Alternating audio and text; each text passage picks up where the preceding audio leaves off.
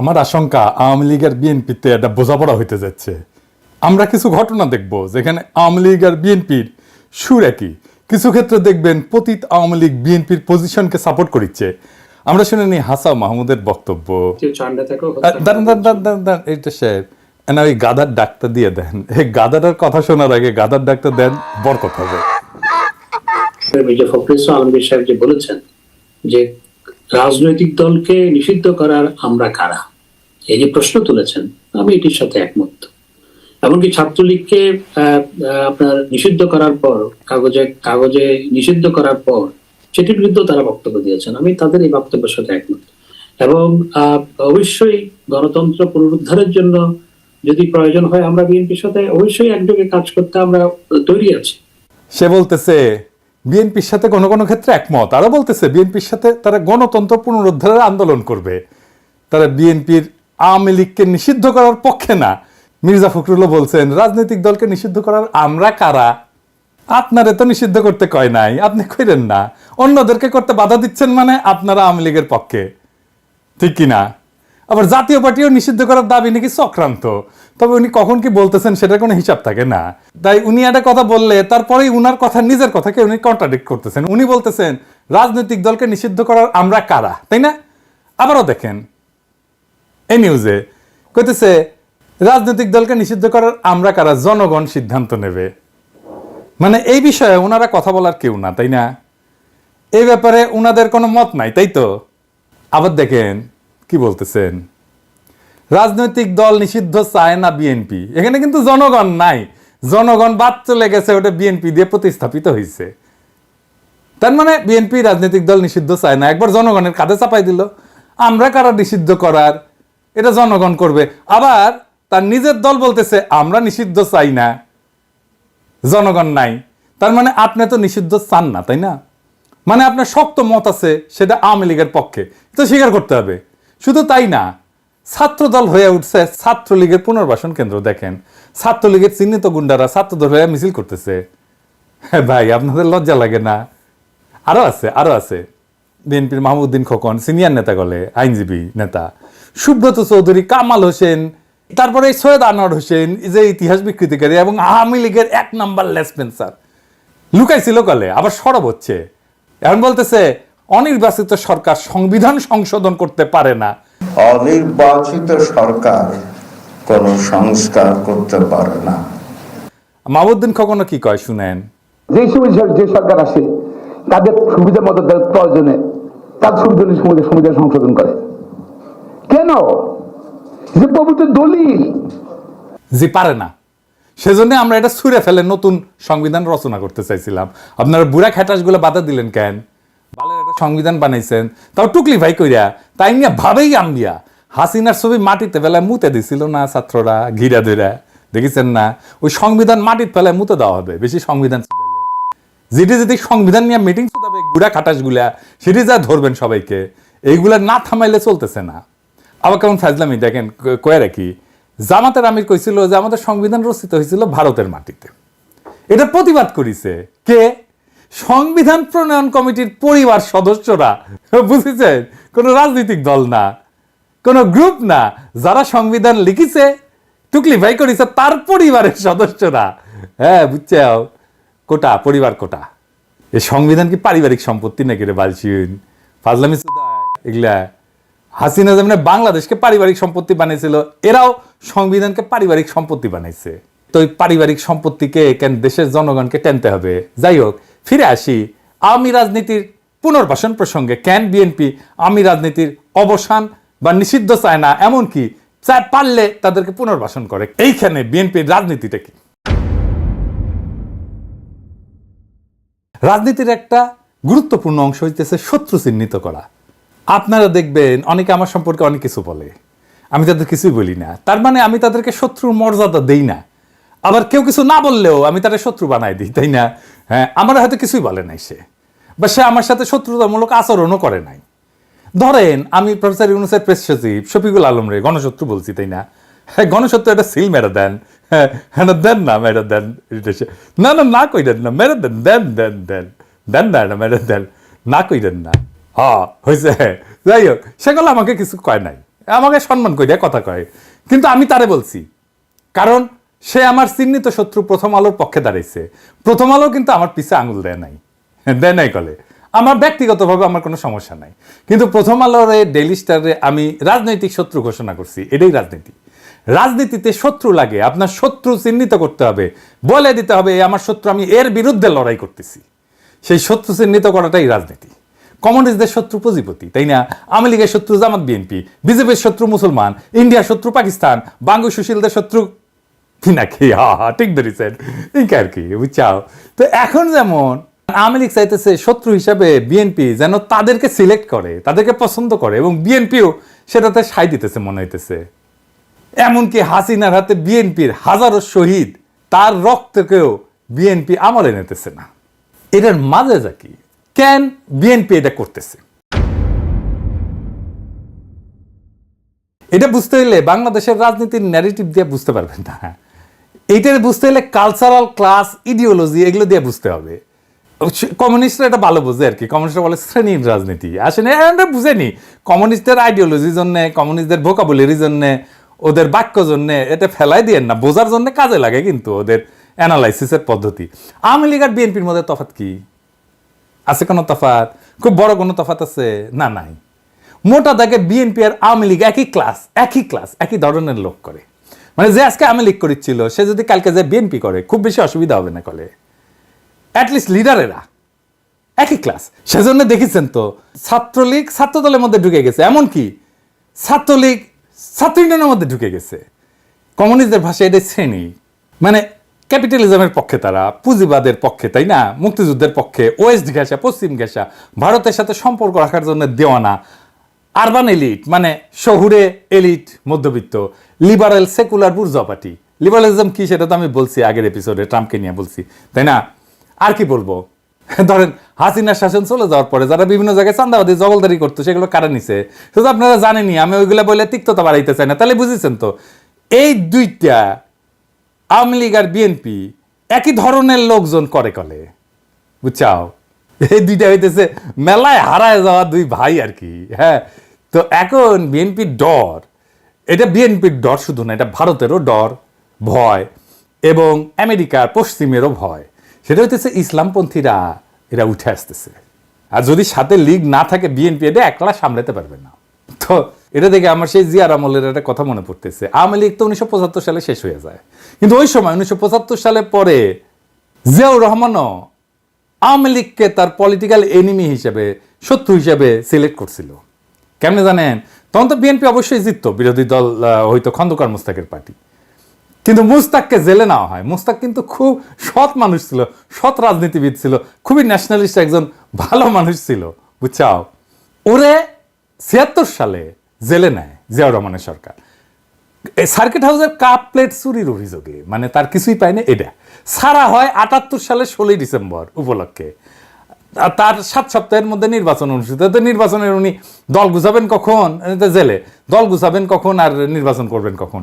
খন্দকার মুস্তাক যেন দল গঠন করতে না পারে, সেজন্যই তাকে 76 সাল থেকে জেলে নেওয়া হয়। জাসদের মূল নেতাদেরকেও জেলে রাখা হয়। জাসদ 8টা আসন পাইছিল, 39টা আসন পাইয়া আওয়ামী লীগ বিরোধী দল হয়। খন্দকার মুস্তাক যদি বেড়ে থাকতো না, তাহলে কলে আওয়ামী লীগ বিরোধী দল হইতে পারতো না। খন্দকার মুস্তাক দল করে নির্বাচন করতে পারলে আওয়ামী লীগের অবস্থানটাই উনি নিতেন। কারণ কি? আওয়ামী লীগের ভোটের বেশিরভাগই তো উনি পাইতেন। উনি তো আসলে আওয়ামী লীগার।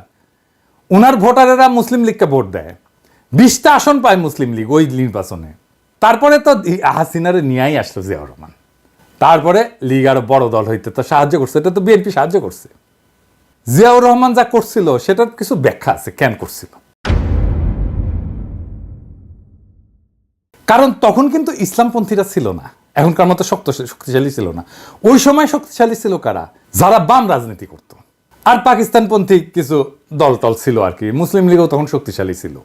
এই দুইটারে মোকাবেলা করতেই আওয়ামী লীগকে সিলেক্ট করছিল জিয়াউর রহমান তার দুশ্মন হিসাবে, তার শত্রু হিসাবে, তার রাজনৈতিক শত্রু হিসাবে।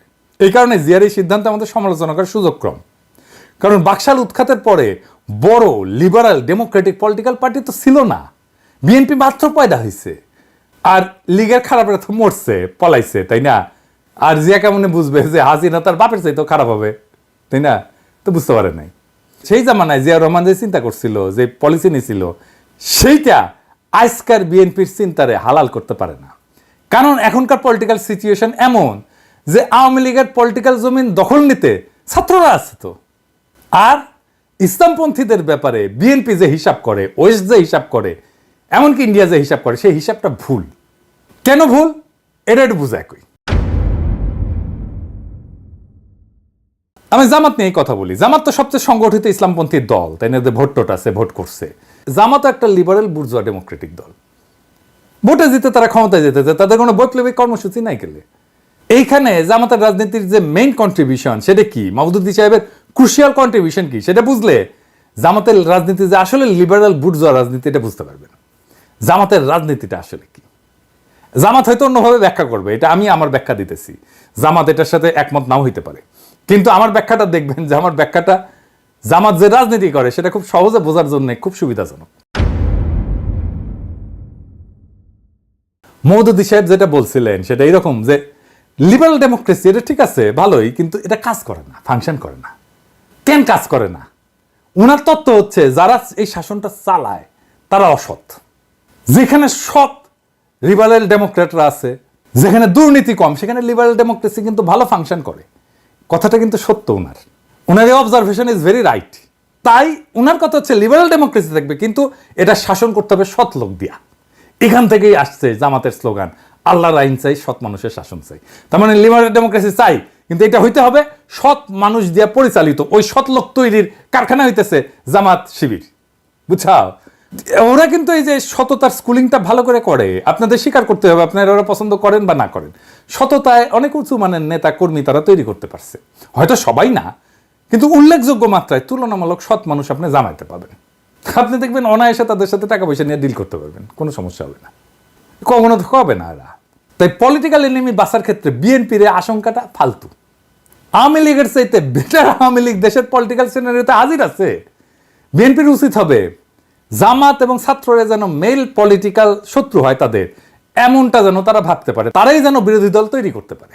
আমি বিএনপির শীর্ষ নেতাদের বলছি যে আপনারা শুধু আগামী সরকারই গঠন করবেন না, আপনারাই নির্ধারণ করতে হবে আপনাদেরই যে আগামীর বিরোধী দল কে হবে। আপনার বিরোধী দল করতে হবে জামাত এবং ছাত্রদেরকে। তাই জিয়াউর রহমান যেভাবে তার পলিটিক্যাল শত্রু দুশ্মন সিলেক্ট করছিলেন, ওইটারে কপি করলে এখন ভুল হবে। আপনার জিয়াউর রহমানের ভিশন এবং শাসনকে অনুসরণ করেন। পলিটিক্যাল দুশ্মন উনি কারে সিলেক্ট করছিলেন সেটারই যদি কপি করতে যান তাহলে আমসালা দুইটাই যাবে। এবার আসেন দেখি ছাত্রদের নিয়ে বিএনপি রীতিমতো তো যুদ্ধে নামছে। ছোটখাটো নেতারা কইলে কথা আছিল, কিন্তু বড় নেতারা কথা কইতেছে। এই যে কথা কইতেছে এটা কিন্তু বিরোধী দল বানানোর কেচ্ছা না, এটার বড় কিছু, সেটা কি আমরা পরে দেখবো। তার আগে আমরা দেখে নেই মির্জা আব্বাস কি বলছে। আমরা ওদেরকে শুধু একটু বলতে চাই যে বাবা তোমরা যাই করতেছো একটা কথা মনে রাখো, বাবার আগে যদি ছেলে হাঁটে তাহলে কিন্তু ওই দেশ এবং ওই জাতি কিন্তু শেষ। এই কথাটা মনে রাখতে হবে। বাবাকে আগে হাঁটতে দাও, পরে তোমরা হাঁটো। বাবার কাছ থেকে শেখো কিভাবে হাঁটতে হয়, কোন রাস্তায় যেতে হয়, কিভাবে কথা বলতে হয়, শিখে নাও। বলে ফেললেন সংবিধান সংশোধন করে যাবে। আপনারা সংবিধান সংশোধনের জন্য সাজেশন দিতে পারেন, সংবিধান সংশোধন করার জন্য আপনারা কি? উনি বলতেছেন ছাত্ররা বাপদের চাইতে সামনে আগায় গেলে নাকি দেশ ধ্বংস হয়ে যাবে। এটা কেন বললেন সেটা আমাদের বুঝে দেখা দরকার আছে। আসেন সেটা একটু বুঝে দেখি।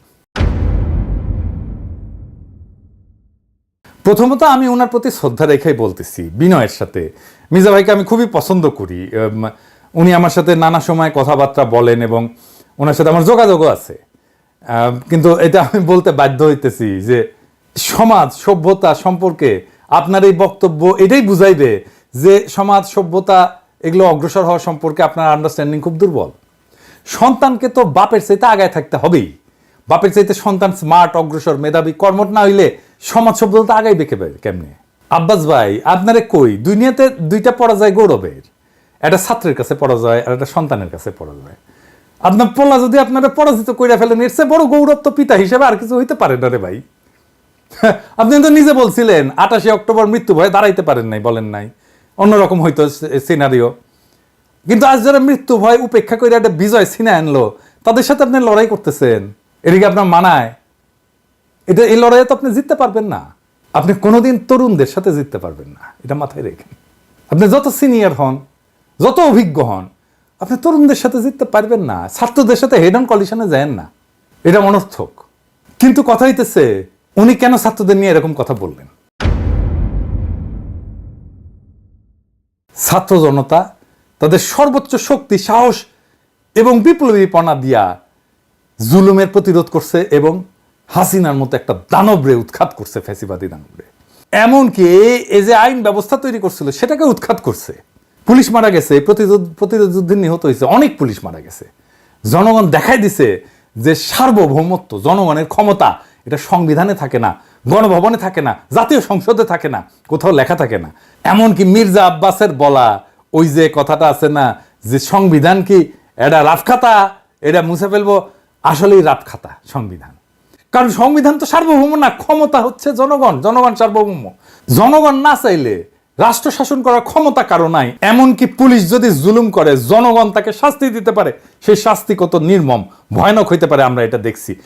মাইরে পা উপর দিকে তুলে টেঙ্গে রাখছে, বিচারপতি জুলুম করলে তারও বিচার করতে পারে। এই যে সত্য, এই যে বাস্তবতা, এইটা যারা পুরনো ব্যবস্থার রক্ষক তারা মানতে পারে নাই। বিএনপি মনে করতেছে যে জনগণ যদি আওয়ামী লীগকে এভাবে ধ্বংস করে ফেলতে পারে, বিএনপিকে ধরতে কয়দিন। তাই বিএনপি সংবিধান রক্ষা করতে চায়, সুপ্পুকে রক্ষা করতে চায়, আওয়ামী লীগকে রক্ষা করতে চায়। বাংলাদেশের ছাত্র জনতা কিন্তু এই বিএনপির দেখানো ঈদের পরের বিশাল আন্দোলনের অপেক্ষা করেছিল না। এমনকি আপনাদের বিএনপির নিজের দলের কর্মীরা অপেক্ষা করে নাই, তারা এই ছাত্রদের আহ্বানে পথে নামছে, কাতারে কাতারে জীবন দিছে। আপনারা তো ভুট্টো সাহেবের মতো রিয়ালিটি মানতে পারতেছেন না। রিয়ালিটি মেনে নেন। রিয়ালিটি হইতেছে 5টা, মেনে নিলে আপনাদেরই লাভ। কি কি? 1, আওয়ামী লীগকে নিষিদ্ধ করতে হবে, সুপ্পু সহ হাসিনার ফ্যাসিবাদী শাসনের অবশিষ্টাংশ দূর করতে হবে। 3, সংবিধান ছুঁড়ে ফেলে দিতে হবে। 4, ভারতীয় আধিপত্যবাদের বিরুদ্ধে স্পষ্ট অবস্থান নিতে হবে। 5, জনগণ শুধু ভোটের অধিকারের জন্য জীবন দেয় নাই, একটা নতুন রাষ্ট্রের জন্য জীবন দিচ্ছে, এটা মাইনে নিতে হবে। আমি আমার এপিসোডের শেষে একজন করে শহীদের গল্প বলি। আজকেও একজন শহীদের গল্প বলবো। বিকেল 5:30টার মতো বাজে। ছেলে সাগর ফোনে জানায়, আব্বু আমাদের এখানকার অবস্থা ভালো না, আমাকে বিকাশে 1000 টাকা পাঠাও। আমি তখন কলাম, মনিরে সাবধানে থেকো। ফোনের কথা শেষ করেই নাড়ুয়া বাজারে যাই, বিকাশে টাকা পাঠায়। সাইকেলে বাড়ি ফিরতে ফিরতে টাকা পাইছে কিনা নিশ্চিত হতে ফোন করি, কিন্তু ফোন আর ধরে না। তখন থেকে আমার বুকটা কেমন যেন করতেছিল। মাগরিবের নামাজ শেষ করে সালাম ফেরানোর সময় পকেটের ফোন বাইজা ওঠে, মনটা কেমন আটকে ওঠে। আমার মেয়ে মুসমি ফোন করে বলে, আব্বু বাড়ি এসো। বাড়ি এসে দেখি সব এলোপাথারি, কেউ কিছু বলতেছে না। বড় জামাতা রঞ্জু এদিক সেদিক করতেছে। পরে আমার এক নাতি এসে বলছে, বাবাইর মানে সাগর মাথায় গুলি লাগছে, হাসপাতালে আছে। কথাগুলো বলছিলেন ঢাকার মিরপুর 10 নম্বর গোল চত্বরে 19 জুলাই বিকেল আন্দোলনের সময় গুলিবিদ্ধ হয়ে নিহত সাগরের বাবা কৃষক তোফাজ্জল হোসেন। রাজবাড়ীর বালিয়াকান্দি উপজেলার নাড়ুয়া ইউনিয়নের টাকাপোড়া গ্রামের দরিদ্র কৃষক তোফাজ্জল হোসেন। ছেলে সাগর আহমেদ, 22 বছর বয়স। মিরপুর সরকারি বাংলা কলেজের রাষ্ট্রবিজ্ঞান বিভাগের স্নাতক 2য় বর্ষের শিক্ষার্থী ছিলেন। 20 জুলাই সন্ধ্যায় নিজ গ্রামে সাগরের লাশ দাফন করা হয়। তোফাজ্জল হোসেন বলেন, যখনই কথা হতো তখনই সাগর বলতো, আব্বু তোমাকে আর রোদে পুড়ে মাঠে কাজ করতে হবে না, চাকরি করে তোমাদের ঢাকায় নিয়ে যাব। আমার মানিক হোটেলে কাজ করত, রাতে মেসে ফেরার সময় কিছু খাবার নিয়ে আসতো, রাস্তায় থাকা মানুষকে দিত। তিনি জানান, 19 জুলাই সকালেও মা বাবার সঙ্গে সাগরের কথা হয়। সাগর ওর মাকে বলে, ঢাকার পরিস্থিতি ভালো না, আমার জন্য দোয়া করো, আন্দোলনে যাব। তখন মা বলেছিল, যেও না বাবা। তখন তোফাজ্জল বলেছিল, ও যাবে, না গেলে মুনাফিক হয়ে যাবে। তখন মায়ের কাছে দোয়া চেয়ে সাগর বলে, মা তোমার সাগরের জন্যে না, লক্ষ সাগরের জন্য দোয়া করো। তরুণদের এই অশ্রু, ঘাম আর রক্ত তো আপনাদের ভোটে জিতে ক্ষমতায় বসার জন্য দেয় নাই। এই রক্ত, অশ্রু, ঘাম চুপ্পুকে রাষ্ট্রপতি রাখার জন্য দেয় নাই। এই রক্ত, অশ্রু, ঘাম সাংবিধানিক ধারাবাহিকতা রক্ষার জন্য দেয় নাই। এই রক্ত, অশ্রু, ঘাম সেই সংবিধানকে রক্ষা করার জন্য দেয় নাই যেই সংবিধান ফ্যাসিবাদের জন্ম দিছে। এই রক্ত তো ছাত্রলীগকে ছাত্র দলে ঢুকানোর জন্য দেয় নাই। এই রক্ত তো আওয়ামী লীগের ফেলে যাওয়া সাম্রাজ্য দখলের জন্য দেয় নাই। জনগণের কাছে, ছাত্র জনতার কাছে, বাংলাদেশের তারুণ্যের কাছে প্রশ্ন রেখে গেলাম। আপনারাই দেখেন, আপনাদের রক্ত আর ত্যাগকে কারা ভোটের বাক্সে ভরে ক্ষমতা উপভোগ করতে চায়। এইবার বলেন, আমাদের লড়াই কি এখনো শেষ হয়েছে? আমাদের পথ চলা কি শেষ হয়েছে এখনো? আমাদের কি এখনো জোর গলায় আবারও স্লোগান ধরার সময় আসেনি? ইনকিলাব জিন্দাবাদ।